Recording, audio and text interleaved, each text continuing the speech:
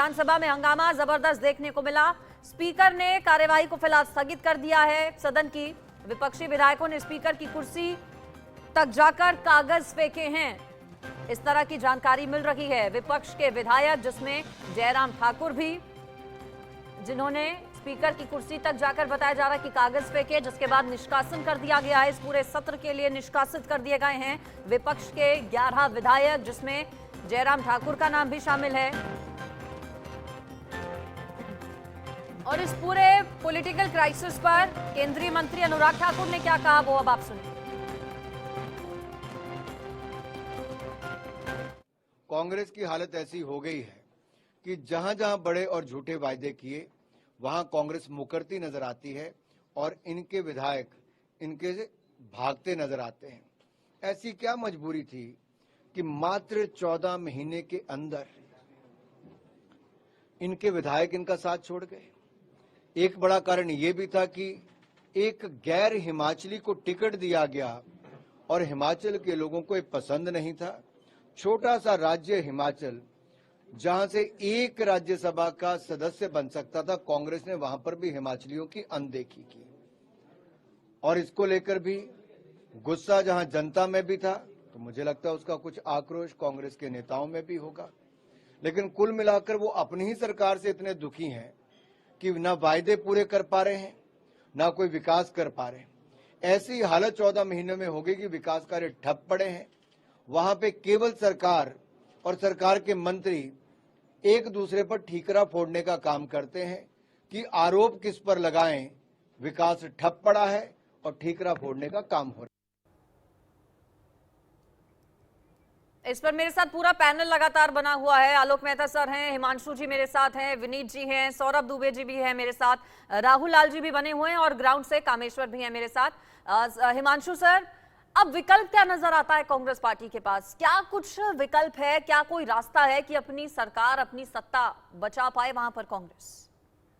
विकल्प तो है, मुश्किल है मगर विकल्प तो है। बड़ी सीधी सी बात है कि जो आपके निरीक्षक आने वाले हैं वो कहीं ना कहीं तरीके से समझा पाए, वीरभद्र ग्रुप को पैसिफाई कर पाए, उनकी जो बातें हैं उसे सही मात्रा में सुनी जाए और सही तरह से सुनी जाए। ये सेल्फ करेक्टिंग मोड है। अभी आप विपक्ष को बाहर फेंक देंगे पूरे सत्र के लिए और फिर ये कोई भी करे, that is not good for democracy. लोकशाही के लिए जहां सदन में काम होना चाहिए वहां पर ये सब नहीं होना चाहिए। और हिंसा तो कतई नहीं, हिंसक वारदातें तो कतई नहीं। इसके बाहर काम करके, क्योंकि जब आपको प्रजा भेजती है एक विधायक बना के, तो कम से कम 1.5-2 लाख मत, 1.5-2 लाख लोगों ने आप पे विश्वास दिया है। फिर पे कांग्रेस हो भाजपा हो, डजंट मैटर। मगर होता क्या है, जब ये सत्ता आती है तब कई लोग वो सत्ता में वो भूल जाते हैं कि उन्हें वापस वो लोगों के पास जाना है। जैसे विक्रमादित्य सिंह जी जो बता रहे थे कि हमारे विधायकों की बात, कि वो तो विपक्ष वाले, आप नहीं सुनोगे उनकी। मगर जब अपने ही पार्टी के विधायकों के काम में आप अड़कीली डालोगे तो होगा क्या? एक मनभेद जो पैदा होता है ना, मतभेद हो सकता है, मगर मनभेद जब एक पार्टी के अधीन पैदा होता है ना, तो वो भरना बहुत मुश्किल हो जाता है। बिल्कुल ठीक कह रहे हैं हिमांशु सर आप, मतभेद हो सकते हैं लेकिन मनभेद अगर पार्टी के भीतर ही होंगे तो फिर कैसे एकजुट कैसे हो पाएंगे, कैसे साथ चल पाएंगे? मेरे साथ अनुराग शर्मा ग्राउंड से जुड़ गए हमारे संवाददाता। 11 विधायकों को निष्कासित किया गया है अनुराग, जिसमें जयराम ठाकुर का भी नाम शामिल है। क्या इस पूरे सेशन के लिए इन्हें निष्कासित किया गया है? ऐसे में क्या कुछ राहत की खबर ये कांग्रेस के लिए हो सकती है? नहीं, देखिए ये बिल्कुल नहीं है। पहले तो 14 लोगों को निष्कासित किया गया है, उधर से मार्शल बुला लिए गए हैं उनको बाहर निकालने के लिए। अभी लगातार ग्राउंड में देख रहे हैं, या विक्रमादित्य को हमने सुना या अन्य विधायकों से हमारी बात हुई, तो हमने ये रियलाइज किया कि कहीं ना कहीं सुखविंदर सुक्खू की जो मुश्किलें हैं वो बढ़ रही हैं। और उसमें सब लोग, अब इसमें बहुत से विधायकों का ये कहना है कि हमें कांग्रेस की पार्टी में रहने। ठीक है, आप बने रहिए अनुराग। राहुल लाल जी, 2022 में जब विधानसभा चुनाव हुए थे तो राहुल गांधी तो नहीं गए थे, लेकिन प्रियंका गांधी वाड्रा ने लगातार बैक टू बैक दौरे किए थे और जीत का श्रेय गया भी था प्रियंका गांधी वाड्रा को। अभी जो फिलहाल राजनीतिक संकट है, उसमें अगर प्रियंका गांधी वाड्रा इंटरवीन करती हैं या फिर आती हैं तो फिर क्या कुछ हो सकता है? क्योंकि विक्रमादित्य सिंह ने जो प्रेस कॉन्फ्रेंस की उसमें भी उन्होंने ये कहा कि मेरी प्रियंका गांधी से बात हुई है। अंजलि जी, स्पष्ट है कि देखिए हिमाचल का पूरा चुनाव कैंपेन उस समय प्रियंका गांधी, चूंकि राहुल गांधी भारत जोड़ो न्याय यात्रा में थे, वो वही संभाल रही थी और इस समय भी वो बिल्कुल लोगों से संपर्क में है। तो हमें लग रहा है कि प्रियंका गांधी को जो हस्तक्षेप करना चाहिए उनका वो हस्तक्षेप प्रारंभ हो चुका है। और एक चीज अभी ये कही जा रही है कि भाई 14 लोगों को, अभी हिमांशु जी बोल रहे थे कि लोकशाही में ऐसी चीजें उचित नहीं है कि आप 14 लोगों को सदन से आप इस प्रकार से निष्कासित कर दें। सदन में विधानसभा अध्यक्ष के ऊपर अगर कागज फेंका जा रहा है, हम लोगों ने तो लोकसभा में देखा, लोकसभा के नए बिल्डिंग में क्या हो रहा था, लोग अगर पोस्टर बैनर कुछ कह रहे थे, थोड़ी अलग ढंग से कर रहे थे, उतने में उनको सत्र से बाहर कर दिया जा रहा था और विपक्ष के 146 सांसदों को बाहर का रास्ता दिखा दिया गया था। यहाँ तो सदन को केवल अनुशासन में लाने के लिए कि कम से कम सदन की गरिमा बना के आप अपना विरोध प्रदर्शन कीजिए, वो किया जा रहा है कि लोकशाही खतरे में। तो विश्लेषण का दोहरा स्तर तो नहीं होना चाहिए कि लोकसभा सदन के लिए हमारा हिंसा की बात नहीं, यहाँ पे कौन सी हिंसा हुई है, यहाँ पे कौन सी हिंसा हुई है, ये सुन लीजिए, अरे सुन तो लीजिए, सुन लीजिए, आप अपने समय मैं गलत बात नहीं कर रहा, मैं गलत बात नहीं कर रहा हूँ, सुन तो लीजिए हिमांशु जी, मैंने बहुत चीज कह रहा हूँ मैं, अरे सुन तो लीजिए, आप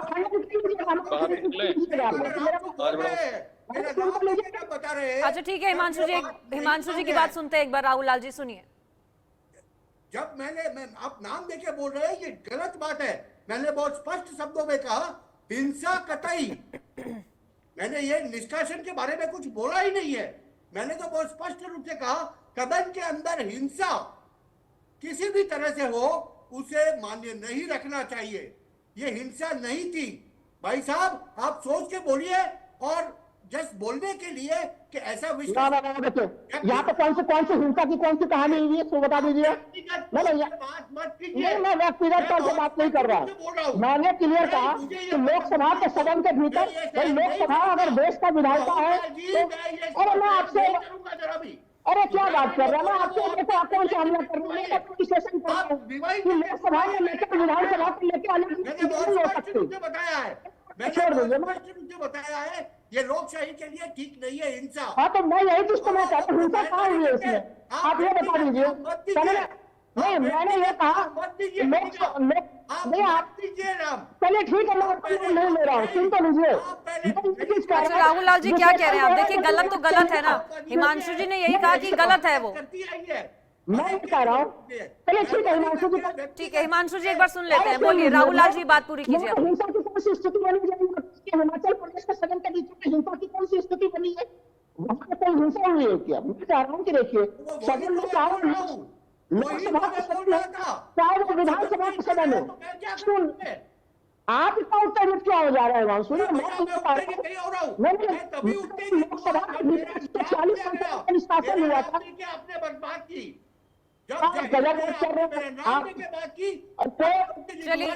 अंजलि जी देखिए, आप अगर हम ये चीज कह रहे हैं कि मेरा कांग्रेस का प्रेम है तो फिर बाकी लोगों के ऊपर क्या बीजेपी का प्रेम चल रहा है क्या? तो देखिए ये प्रेम की बात नहीं है, एक तरह से लोकतंत्र में सबों का अभिव्यक्ति है, मैं अपने ढंग से अपना विश्लेषण कर रहा हूँ। यहाँ पे मैं क्लियर कह रहा हूँ कि देखिए अगर नाम क्यों दिया गया आप वहाँ ठीक है, तुम आपको किसी मामले को असहमति से मामले आपको इतना उत्तेजित होने दो, उत्तेजित और अच्छे से उत्तेजित हो जाइए आप, अगर आपको उत्तेजित होने का शौक पड़े तो होइए उत्तेजित। ठीक है राहुल जी इतना उत्तेजित मत होइए, कोई बात नहीं, ठीक है विनीत जी के पास में जाती हूँ। विनीत जी ठीक है, राहुल जी शांत हो जाइए, शांत हो जाइए। राहुल जी आऊंगी आपके पास में, आप भी पानी पी लीजिए एक गिलास। पानी पीने की मुझे कोई जरूरत नहीं है, मैं ठीक है राहुल जी मैं जानती हूँ सॉफ्ट कॉर्नर है थोड़ा आपके मन में कांग्रेस पार्टी के लिए, होना चाहिए। विनीत जी आपके पास में आ रही हूँ। टाइमिंग को लेकर भी देखिए सवाल है, विक्रमादित्य सिंह की जो प्रेस कॉन्फ्रेंस थी, जो उनकी बातें थी, वो अभी ऐसे टाइम पर सामने आई है जब कांग्रेस के विधायकों ने क्रॉस वोटिंग कर दी है। क्या विक्रमादित्य सिंह इस बात का इंतजार कर रहे थे? एक तरफ तो उन्होंने कहा कि 2022 में जब सरकार बनी थी वीरभद्र सिंह जी की तस्वीर का इस्तेमाल किया गया और बाद में फिर दरकिनार किया गया, काम तब से ही नहीं करने दिया जा रहा था। तो फिर ऐसे वक्त पर ही विक्रमादित्य सिंह का सामने आना और प्रेस कॉन्फ्रेंस करना, भावुक होना, क्या लगता है कि संपर्क में विक्रमादित्य सिंह भी हो सकते हैं बीजेपी के? विनीत जी अनम्यूट कीजिए, आवाज नहीं आ रही आपकी। अंग्रेजी में कहावत है, the last nail in the coffin, यानी ताबूत में आखिरी कील किससे मारी। तो मुझे लगता है कि जो गत एक साल में हिमाचल में हो रहा था कि मंत्रियों का अपमान होना, वहां के विधायकों का काम न होना, क्षेत्र में काम नहीं होना, और खास करके जो फिजिकल मिसमैनेजमेंट की बात विक्रमादित्य जी ने की है, फिर जिस तरह से उन्होंने हिंदुओं का और राम का अपमान करने की कोशिश की है, और केवल विक्रमादित्य जी की नहीं, आप अगर मुकेश अग्निहोत्री जी के स्टेटमेंट बार बार देखे, प्रतिभा सिंह जी के देखे, और बाकी जो अन्य विधायक है वहां उनके भी देखे, तो आपको ध्यान में आएगा कि सरकार और मुख्यमंत्री अनभिज्ञ रहे। 43 उनके पास है, 40 कांग्रेस के और 3 इंडिपेंडेंट थे। अगर 43 में से 9 हट जाते हैं, इसका मतलब ये है कि कहीं बेहतर वहां पर गड़बड़ है, 20% जो लोग हैं उनके साथ में नहीं है। तो आज मुझे लगता है कि जिस तरह से उन्होंने विधायकों को सस्पेंड करने की कोशिश की, ये उनकी अनैतिक जो ये था सरकार है, वो अपने आप को बचाने की कोशिश करे। मेरी तो सलाह उनको ये रहेगी कि वो आज रिजाइन करे, फ्लोर में टेस्ट करे कि उनके साथ में कितने लोग हैं। और एक और बात मैं आपको बताऊंगा कि कांग्रेस का नेतृत्व जो है विफल हो चुका है। केवल आप किसी के पोते हैं, बेटे हैं, इसलिए आप उस पक्ष के दारोदार बन जाएंगे, आप वहां की सरकार चला पाएंगे, ये नहीं है। और देखिए कैसे बेखबर है राहुल गांधी जी, यानी राहुल गांधी जी पूरे पिक्चर में नहीं है 2 दिन से, उनकी सरकार गिर रही है लेकिन वो कहीं पे भी पिक्चर में नहीं है। खड़गे जी कहाँ, उनका कोई स्टेटमेंट नहीं आ रहा है, कहाँ है प्रियंका जी। तो कांग्रेस जो है इस समय पे ऑब्लिवेरियम, जिसको एक शब्द कहा जाता है इंग्लिश में, कि वो जो है धुएं में उड़ने की कोशिश की जाएगी। तो मुझे लगता है कि इस समय हिमाचल में परिस्थितियां ऐसी है कि सरकार, नई सरकार वहां पे शायद आए। ठीक है, आपको लगता है कि ऐसी परिस्थितियां अब बन चुकी हैं पूरी तरीके से कि नई सरकार वहां पर आए। अनुराग के पास में जाती हूं एक बार फिर से। अनुराग, और क्या अपडेट्स मिल रहे हैं? पर्यवेक्षक कांग्रेस के क्या पहुंच चुके हैं? डैमेज कंट्रोल की कोशिशें किस तरह से होंगी? अब चूंकि संकट बहुत ज्यादा बड़ा है, ऐसे में डैमेज कंट्रोल भी उसी लेवल पर करना होगा। अनम्यूट कीजिए, आवाज नहीं आ रही आपकी।